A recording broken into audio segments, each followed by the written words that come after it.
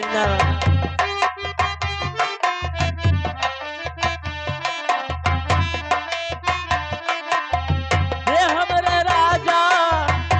हमरे दुल्हा बिन बेनीमा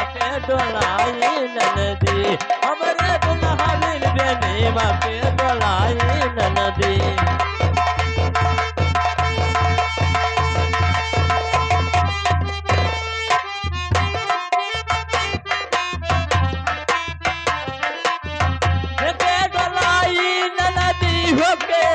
डोलाई ननदी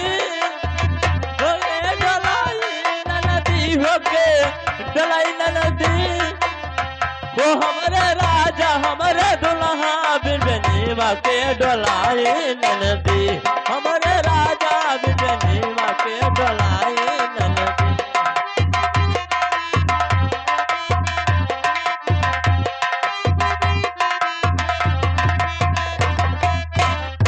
के बहारी ननदी के बहारी ननदी के बहारी ननदी के बहारी ननदी फुलवा बरसे मरिया मनवा के बहारी ननदी फुलवा बरसे मरिया मनवा के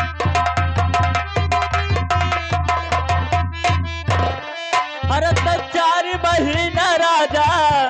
हर ठंडी कई दिनवा ये भी पद्मास्टर हर तो 4 महीना सया हर ठंडी कई दिनवा तो हमरे राजा हो हमरे राजा बिरजैया के बढ़ाई ननदी हमारा दुल्हा बिरजैया के बढ़ाई ननदी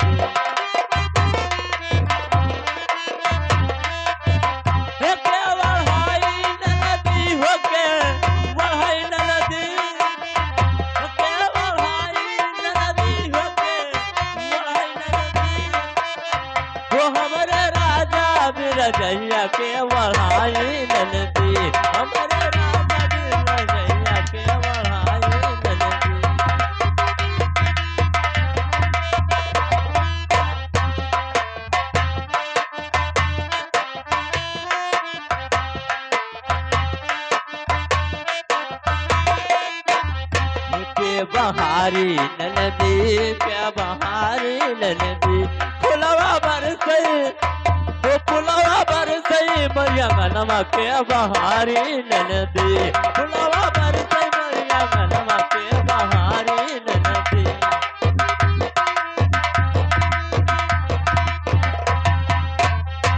हर 4 महीना राजा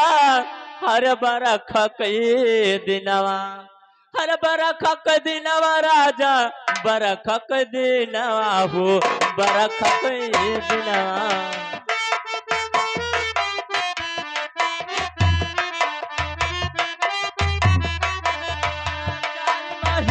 राजा बरख के दिनवा हो बरख के दिनवा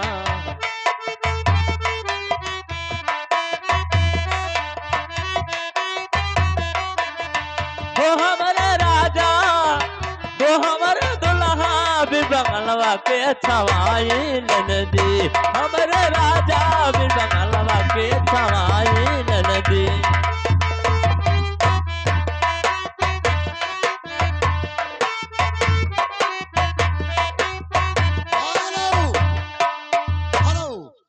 लीजिए मैम साहब आगे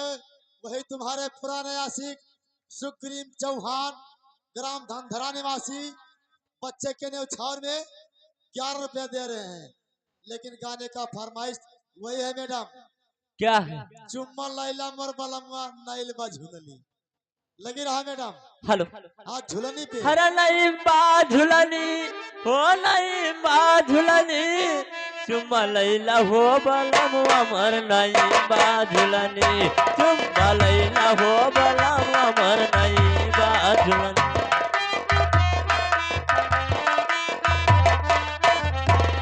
नहीं बा झुलनी हो मर नहीं बा झुलनी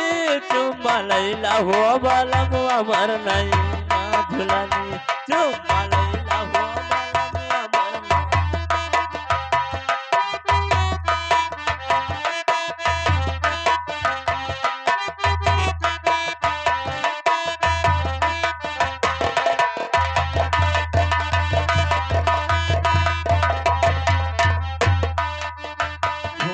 नहीं बा झुलनी मर नहीं बा झुलनी मर नहीं बा झुलनी मर नहीं बा झुलनी